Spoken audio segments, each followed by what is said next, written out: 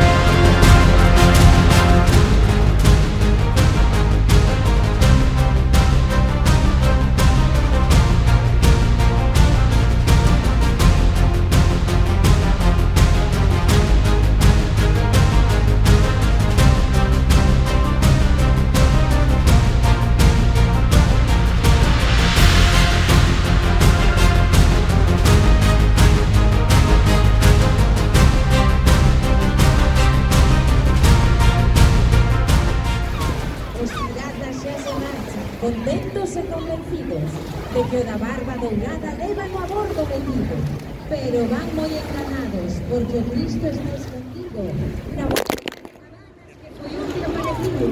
Mientras tanto, un cisterrán que estaba ali de testigo pensou que aqueles piratas merecían un castigo e sen pensalo dúas veces foi chamar a 4 amigos para lanzar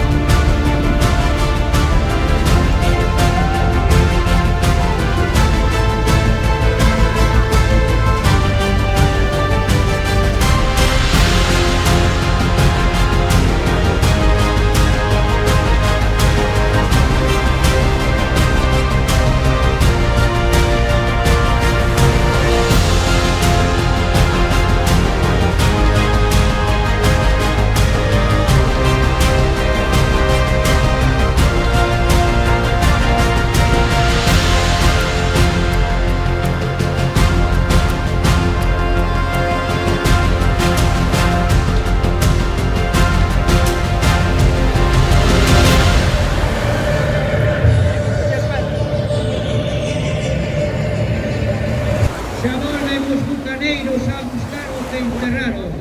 Ninguén sabe o que hai adentro do cofre que aquí deixaron. Soterraron moi ben, pois por moito que o buscaron, os Fisterrán, según conta, daquela non o toparon.